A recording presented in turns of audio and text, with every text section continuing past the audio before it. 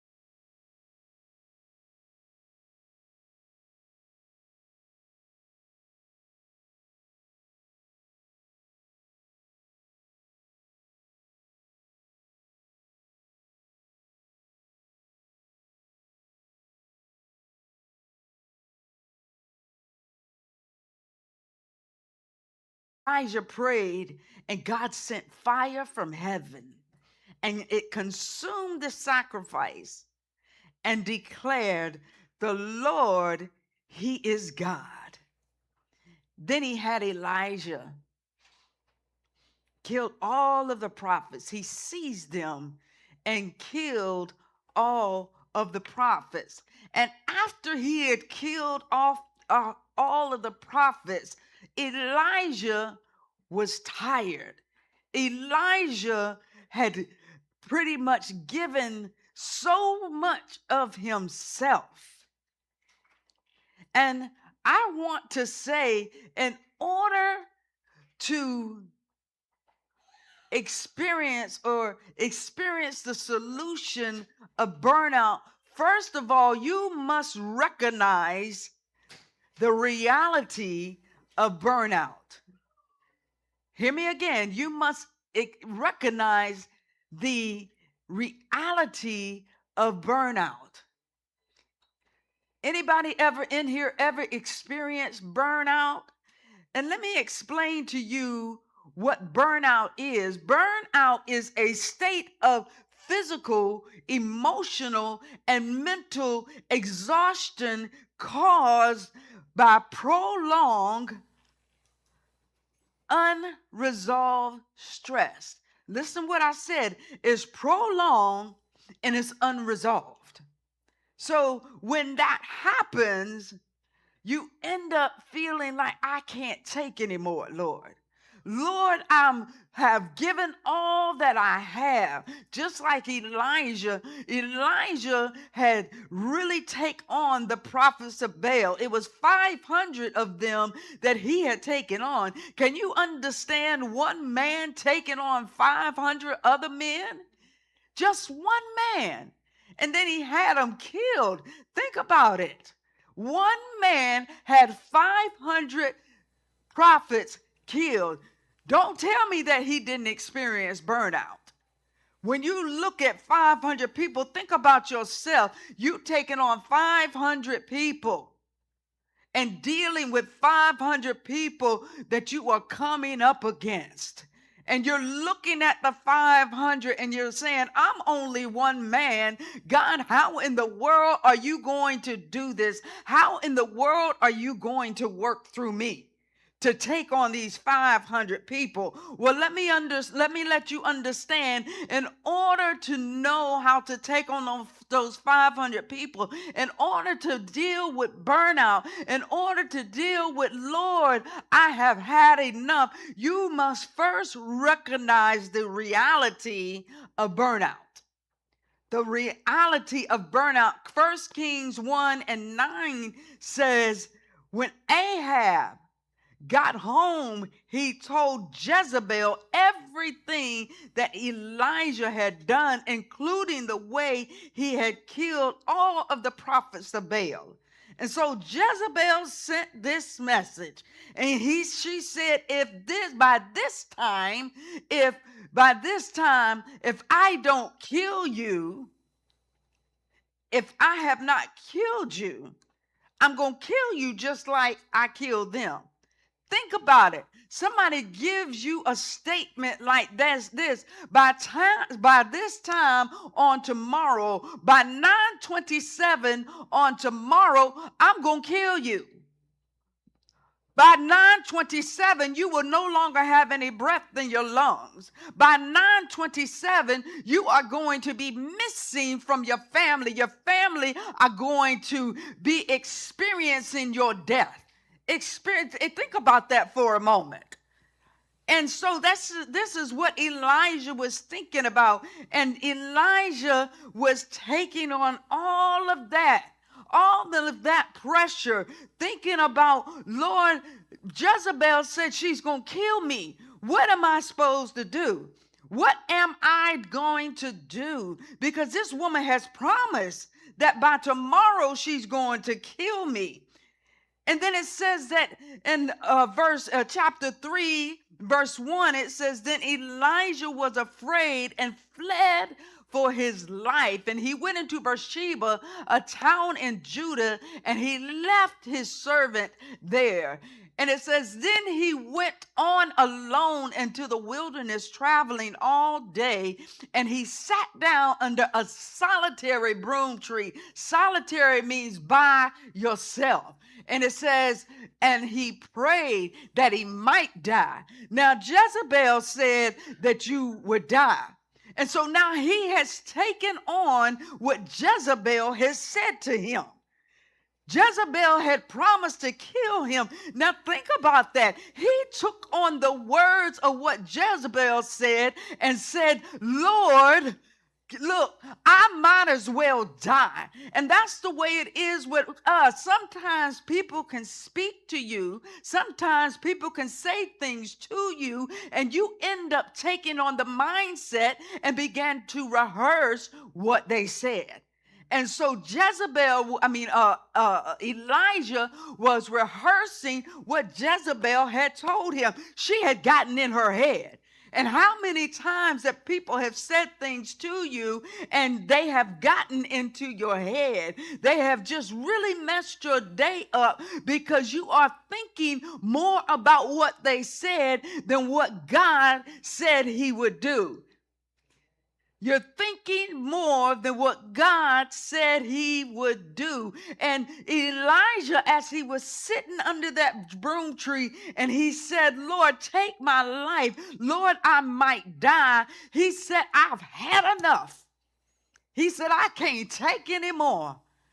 Now, here it is. He had taken on the greatest victory, one man killing 500 people, and he said that I have had enough. What in the world? How many of us, God has done great things in our life, and some problem, some situation comes up against us, and we say, Lord, I can't take anymore. I've had enough. If one more person comes to me and say this or say that, we tell the Lord, I've had enough. Why? Because they have gotten into your head. What they have said means more to you than what God has to say in his word. And so Elijah said, listen, I've had enough. Take my life, for I am no better than my ancestors who have already died. How in the world are you going to look at something that is already dead and compare yourself to something that God said, look, I have killed them. They are gone. And so we turn around and we take on that mindset and begin to speak that negativity out of our life. And what God wants us to do is to stop speaking negativity over your life. Stop speaking negativity over your life. And how do I mean speaking negativity? What you say, well, I can't do this. You're saying, oh, I don't have enough to fulfill everything that I need to do. Negativity is saying, listen, you know what? I can't stand nobody. I want everybody to leave me alone. Nobody else come to me. Nobody else say they going to do X, Y, and Z. That's speaking negative. That is speaking negative. And so we have to learn that burnout causes you to isolate yourself and causes a distorted perspective of yourself. Listen again, burnout causes you to isolate yourself and causes a distorted perspective over yourself. What do I mean by isolate yourself? Listen to what Elijah did. Elijah went off and isolated himself and sat up under a broom tree by himself. And because of what had happened and because of what Jezebel said, he had a distorted perspective.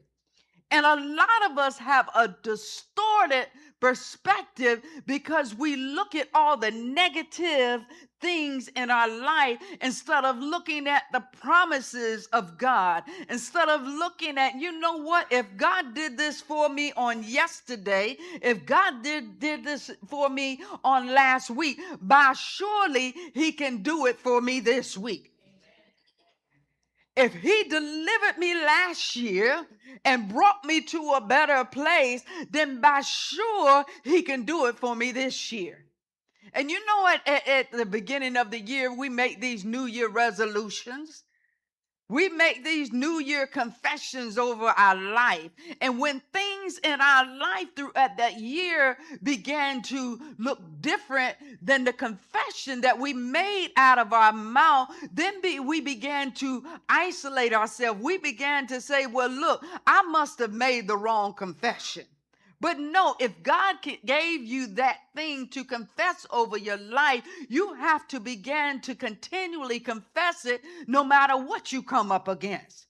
No matter what somebody tells you, no matter what negative people are around you, you have to learn how to tune out those voices, because when you tune out and, when you listen to those voices, it gives you a negative perspective than what you are speaking over your life. Let me say that again. It gives you a negative perspective and a negative way of looking at yourself than what you are confessing over your life. So right now, there are some people in here that saying, you know what?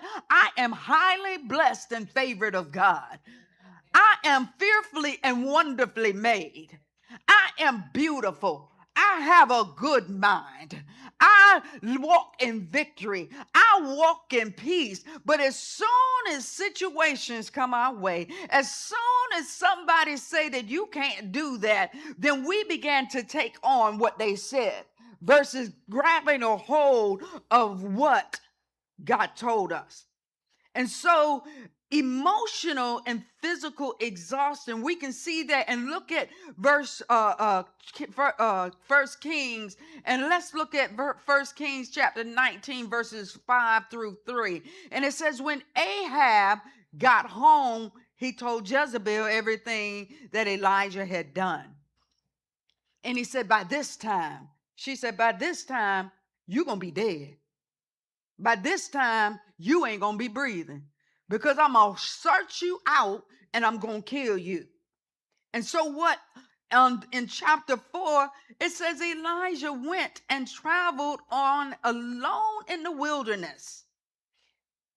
And he traveled all day long, and he sat up under a broom tree. Listen to this life. Listen to it. Under a broom tree, in a solitary broom tree, and prayed that he might die. Who in the world in here is going to tell the Lord, Lord, look, I might die? Are you going to look at yourself tomorrow and say, I might die? Are you going to look at yourself when you leave church on today and say, I might die?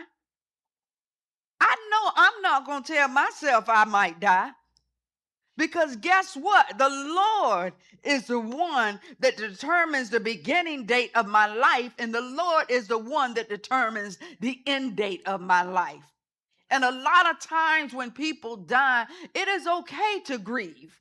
It is okay to say, Lord, I love my loved one. But understand that everybody in here has a beginning date and an end date. And maybe that person who passed away, it was God's will and it was God's timing for them to leave.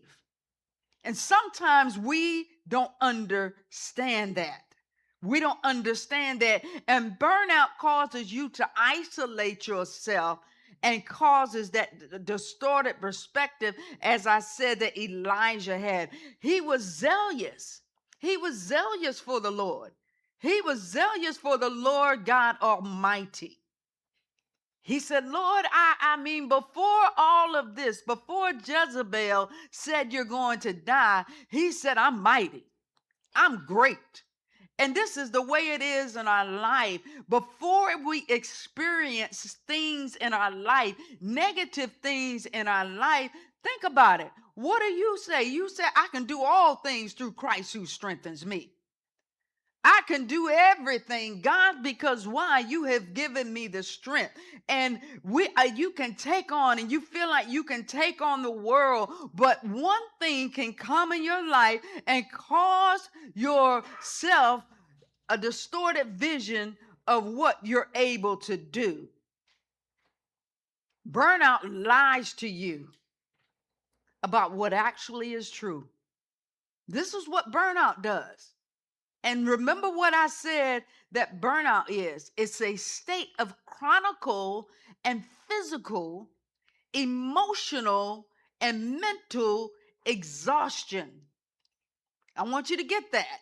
It's a state, just a state. It's not forever, but it's a state of chronic. It means it's going on and on and on. Lord, I've gone through this day after day. How many more weeks, how many more days that I have to go through this? That's what chronic means. It means that you feel like that it's never going to go away. And then emotionally, you are drained. Mentally, you cannot take on anything else. And it's prolonged. And you're stressed in your life. And it says that it's unresolved stress. See, some of us are walking around with stress that has not been resolved. You're trying to figure out, Lord, how in the world am I going to do this? You're looking at your paycheck and you're looking at your bills and you say your paycheck does not match up with the amount of bills that you have. But this is at the moment that you need to trust God that He's going to multiply what you have so you will be able to do what you need to do.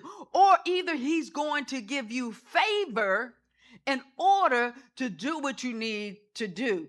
And I want to tell you that God, I don't even know what happened. I didn't do anything.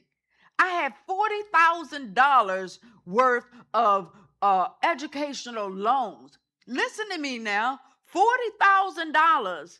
And I was making the very minimum payment that I could make because that was the only thing that I could afford. I couldn't afford to put more than the minimum amount on my educational loans. I had gotten 2 degrees, and so I have $40,000. And I said, Lord, it's going to take me until I die to pay off these educational loans.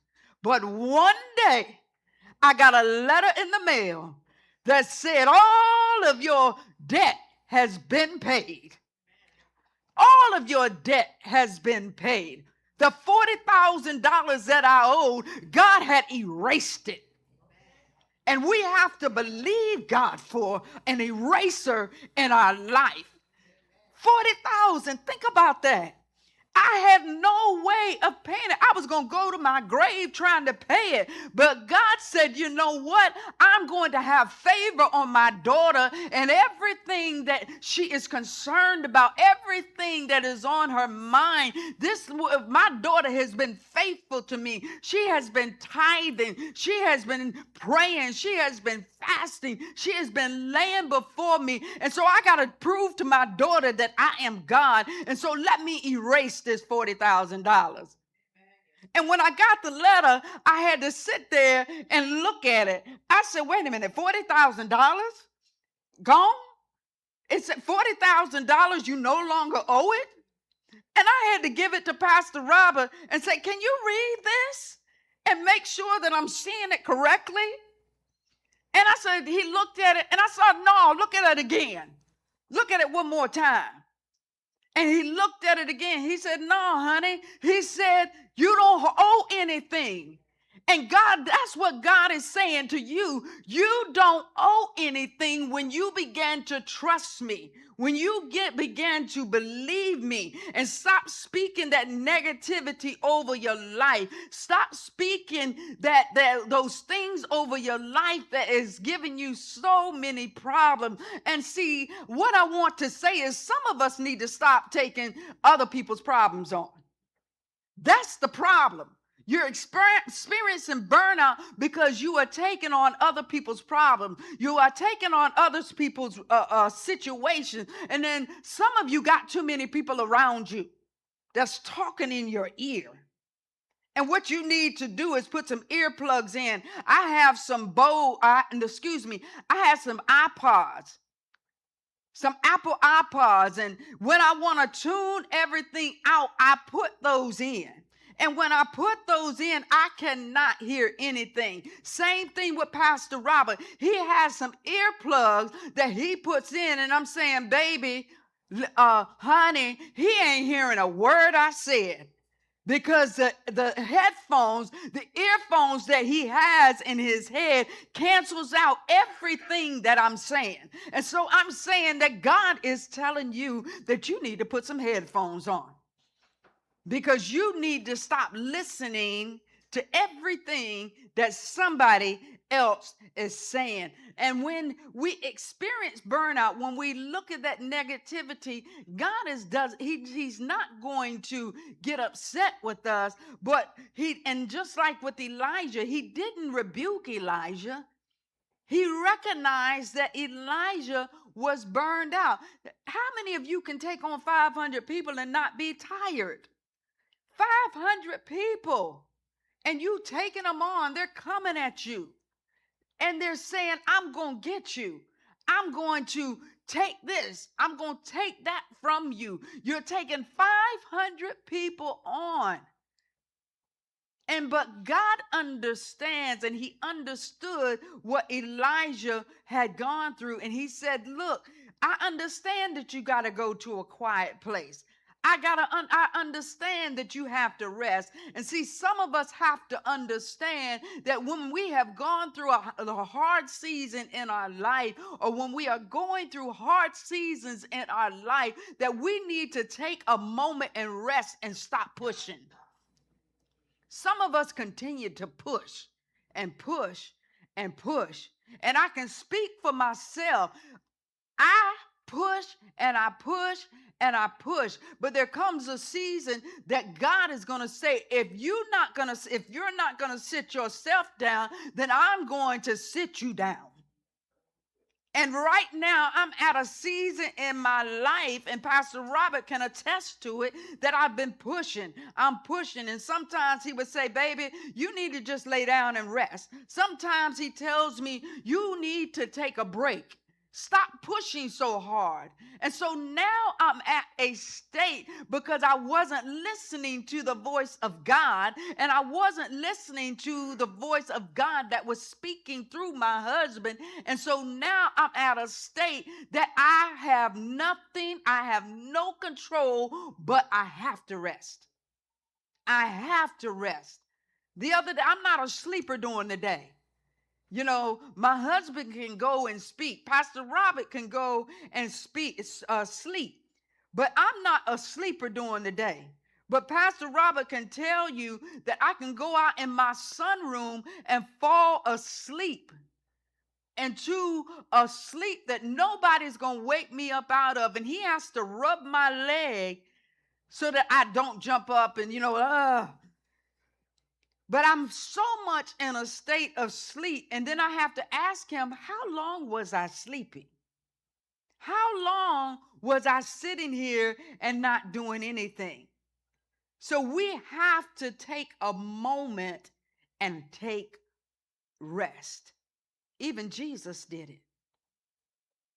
After feeding the 5,000, after dealing with all of those people, it said that Jesus went away to a quiet place and he prayed to his Father. He rested. He understood that he needed to get away from people. He understood that he needed to isolate himself. And so we have to understand the same thing. And it doesn't mean that rest is so important, but we have to understand that sometimes we are doing too much. Sometimes we got our hands in everything. And I'm guilty of that. I got my hands in everything. Amen. I do. I have my hands in everything. And the reason why I have my hands in everything, because I don't know how to release. Amen.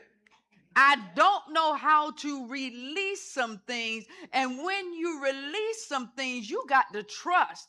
Let it go and trust that God is going to do it. Trust and know and let it go and trust and say that this person got it done. Even if they mess up, guess what? There's another time to make it right. It doesn't mean because they messed up, I got to step in and take it, that I got to go in and do it. And see, I do have a problem with that. And sometimes when we are experiencing those things that we are trying to do everything, God says, look, what you're doing, you're working too much. You're working too much. And because you are working too much, you are not being effective. And the same thing with me. And I heard the choir over here speaking that, you know what? I don't know how to take my hands off of stuff. I don't know how to release stuff. I heard the choir over here. You know, I heard the amen over here that I got my hands in everything. And so I need to learn how to do just what Elijah did. I need to learn how to let my things go, because if I have my hands in everything, I'm going to be wore out. And see, and that's the problem right now. God is telling me, listen, let it go. Trust that person. Trust that they are going to do it. They may not do it the way that you do it, but guess what? It's going to get done. It's going to get done, but it's going to get done the way that God gives it to them. It's not going to be the way that Wendy said it needs to be done. And listen, just like your car, you continue to drive your car. And if you never stop to the gas station to put some gas in your car is going to run out of gas. First of all, you're going to be riding on fumes, and you're going to see the gas light on. And if you see the gas light on, it means that you need to put some gas in it. Because if you don't put some gas in it, it's going to run out of gas. And that's the way it is with us. Sometimes, God, we are running on fumes and we are going to give out of gas. Think of this. Another thing. You have a car. You keep driving it and driving it and driving it. And you see the maintenance now light comes on. In my car, it says needs maintenance. And I don't ignore it. I don't ignore it. Or you see the engine light come on. But you keep seeing that. First of all, you see the gas tank, you need to put gas in it. The next thing you do is you see that it says that maintenance now. Then it says the exhaust system is going on. Then you see another light that comes on that's flashing red and you ignore it. And see, some of us ignore the signs that God is giving us. And when you see those signs to your car, you do absolutely nothing. You keep right on driving it. You keep right on driving it and say, you know what, it's going to be all right. But then one day that car is going to put you down on the interstate. One day that car is no longer going to start up. Or sometimes you can try to start your car up and it's like it won't turn over. Anybody ever experienced that? Sometimes you can go in there and it's slow to turn over. It's slow to start. It means that the battery is going dead. And you can see the battery light is on. And that means that the battery needs to be changed. And we are just like the cars. When we began to experience the things in our life, when God begins to say, listen, you need to rest, God is saying receive. And receive my rest because it's important. To receive God's rest is important. And it says that he will give you what you need to fulfill what he's called you to do. See, some of us are not walking in what God has called us to do because we got our agenda so packed. We already got tomorrow planned out. We already got next week planned out. We already got, some of us got the month planned out. But God says, wait a minute, you made the plans. You didn't seek me for the plans. And so we're expecting for God to fulfill something that he did not tell us that we were supposed to do. And so we fail to do what God has said to do. We have failed to seek God and say, God, what do you want me to do? And then what we do is we expect God to fulfill our plans, and he is not obligated to do that. He's only obligated to fulfill the plans that he has given you. And then when you fulfill the plans that he has given you, then you are able to do what he has called you to do. Some of us are so busy, we can't even do what God has called us to do. We have to receive God's rest because it's not optional. It's ordained by God.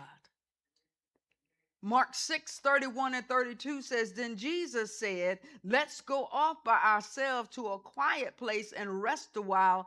So many people were coming and going that they didn't even have a chance to eat. This is him and the disciples. He's saying, listen, let's go off to a quiet place and let's eat. And so it says they left by boat for a quiet place where they could be alone. Some of us don't want to be alone. That's why we stay around so many people, because we're afraid of being by ourselves. And I remember that I lived alone for a long time. And I was telling God, God, why you don't send me a roommate? Why don't you send me this? Why don't you send me that? Lord, I'm tired of living by myself. I'm tired of taking on all of these bills. I'm tired of doing all of this by myself. And when I began to pray and just seek God and stop complaining to him. See, some of us don't pray to God, but we complain to God. We don't pray and say, Lord, let thy will be done on earth as it is in heaven. And when I began to pray that prayer, here comes Pastor Robert.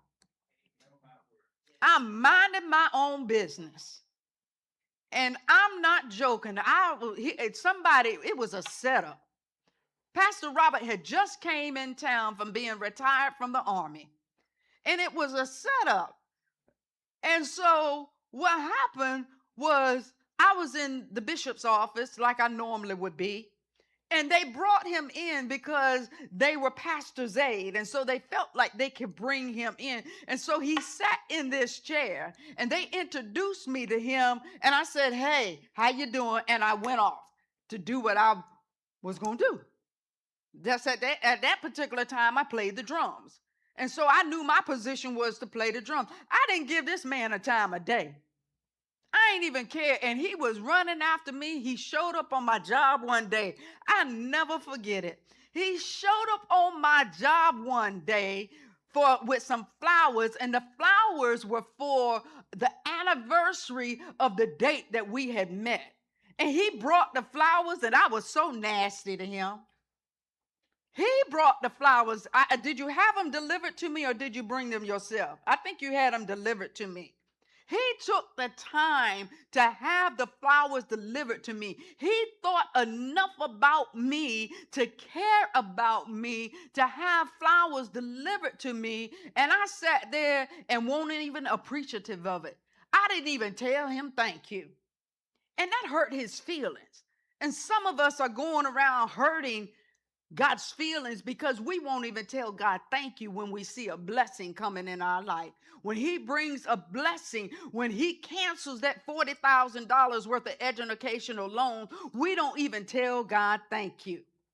But he says, come to me, all who are weary and heavy burdened, and I will give you rest. He says, take my yoke upon you.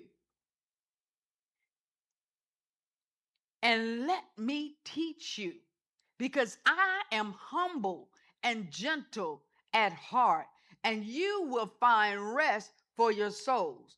I remember that I preached a message one time about yokes, and I showed you a vision of what yokes look like. And it's two ox that are yoked together, and they have a collar around their neck.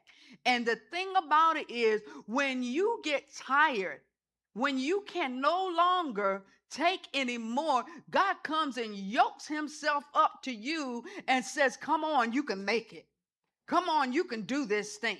He walks with you when you get tired. He encourages you when you get tired.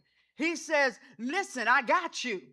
You just keep walking with me because I'm yoked with you. And because I'm yoked with you, and I know that you're carrying a heavy load, I know that you're worrying, I know that you can say, I can no longer go on. But Jesus is right by our side to carry the load. And so, what some of us need to do is offload what we have. Offload what we have. Rest is important because rest takes away the burnout. And we don't have to do so much when we learn how to rest. Stop taking on the demands of others. Stop trying to do too much like me. And I know some of us in here are trying to do too much. And let me share something with you. Family members can keep you yoked up. Family members can just get on your last nerve to where you are so tired and so concerned about them that you ain't even concerned about your own self. And when you take on too much, of your family members, it causes sickness in your body. You don't even understand that the sickness is saying, listen, I need you to rest. And this is the way God is telling me now. He's got me in a situation that I don't have any other choice to rest. Just like this morning, something happened and I had to grab onto Valente. And it's like, and then somebody else said, look, where's this and where's that? You need to go sit down. And see, some of us need to go sit down. And like the old people used to say, and some people say, sit down. Some of us need to sit down and stop worrying about it. And Isaiah 40 and 28 and 31 says, have you not heard? Have you never understood? The Lord, the everlasting God, the creator of all earth, he never grows weak or tired. He gives power to the weak, power to the strength, power to the powerless. But he says, but those who trust in God will find new strength, and they will soar high on wings like eagles, and they will run and not grow weary. They will walk and not faint.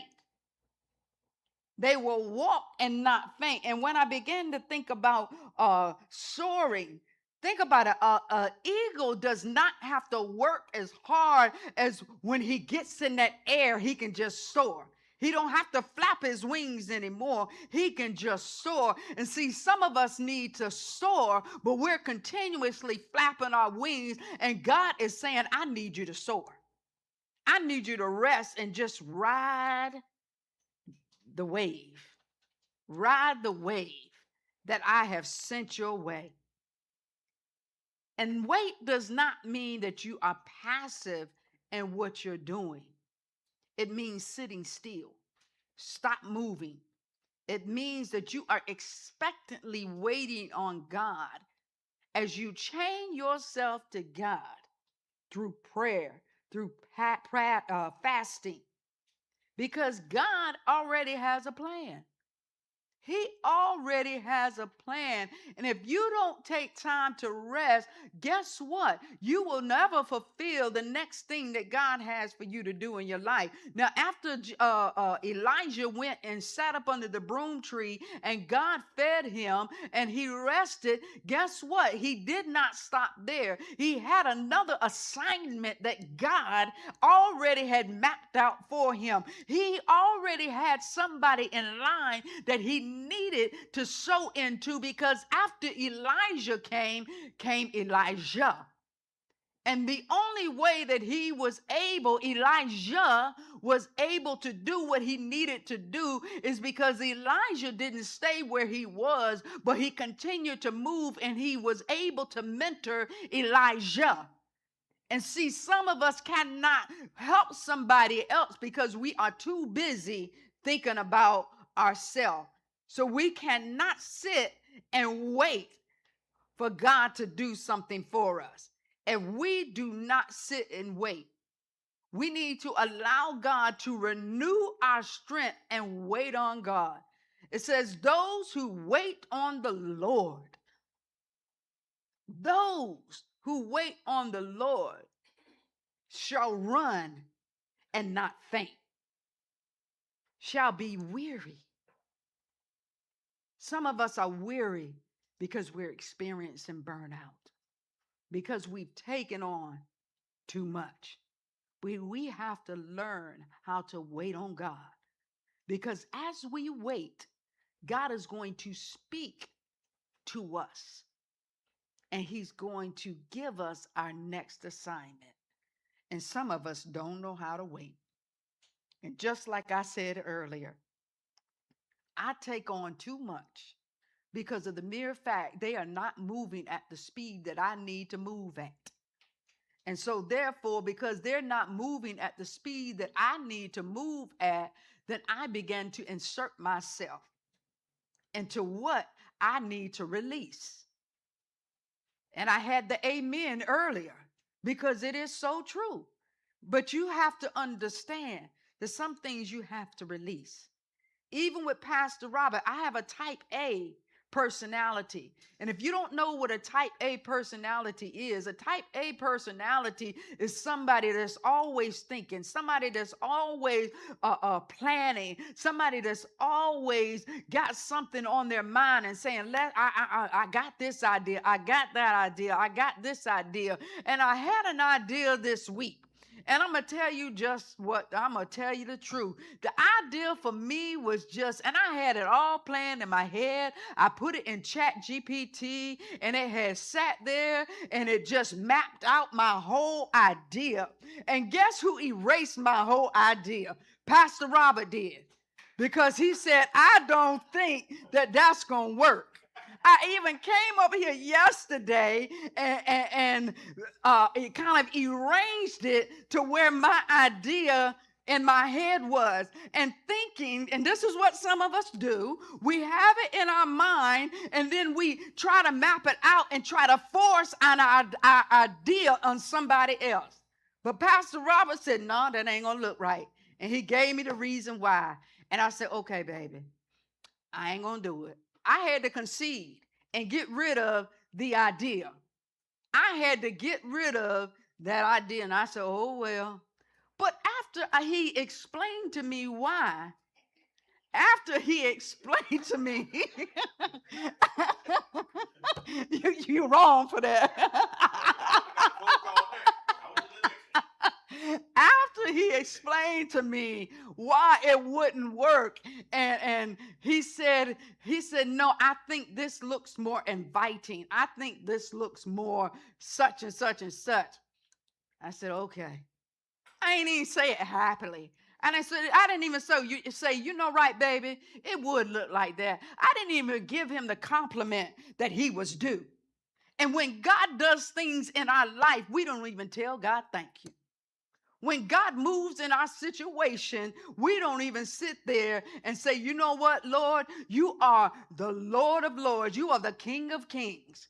Why? Because we still have that idea stuck in our head the way that it should be done. And God is saying, no, that's not the way I want you to do it. That's not the way that I want you to do it. And so some of us are experiencing burnout because we've taken on too much.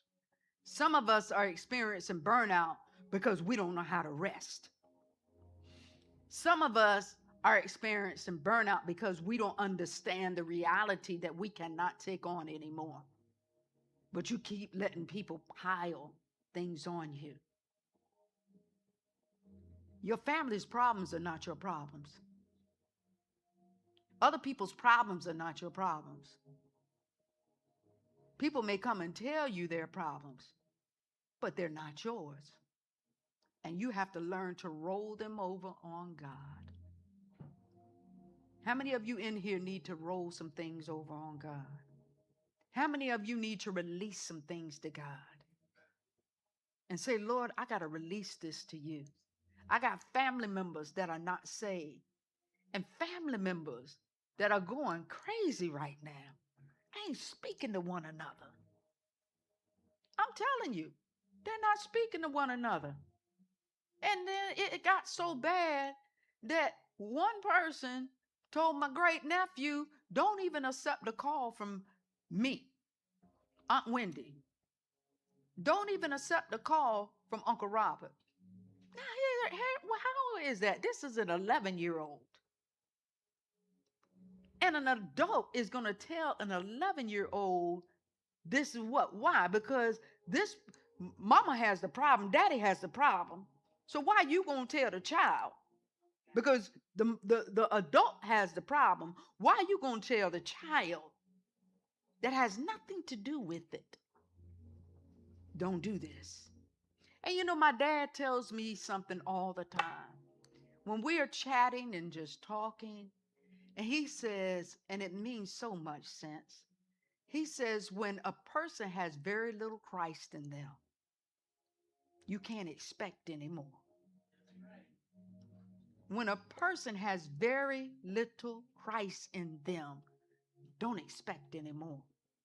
And the only thing that I can do right now is pray for my family members and release them to God. And that's what we have to do on today. Today is your day of release. Let's stand to our feet. Today is our day of release. Anybody in here has some things that they need to release to God? You who are watching us on live stream, I want you to release what you are going through to God, because God is the only one that can fix it. Maybe you're carrying somebody. You need to release them to God. Release them to God. And so as we go off the air, you say to yourself, I'm going to release it. As you say to yourself, I'm going to let it go. I'm going to let it go today. Tell God, I'm going to let it go. I'm letting it go today, God. I'm letting it go. That's on behalf of Pastor Robert and I, we just want to say thank you so much for tuning in to this digital worship experience on today. If this word blessed you on today, we just have one request, that you share this YouTube link with somebody so that they can experience what you just experienced. If you feel compelled to partner with Open Altar Ministries in a tangible way, we want to first say thank you so much for your generosity. The way you can partner with us is to go to our website at openaltarministries.com/give, and there you will find the various ways that you can give the amount that the Lord has laid on your heart. If you would like to give your life to Christ or rededicate your life to Christ, send us an email at info@oaministries.com. One more thing, you can join us every Sunday in person at 9 a.m. at 4992 Euclid Road, Suite number 6, Virginia Beach, Virginia. We can't wait to experience God's presence with you. Until we see you again,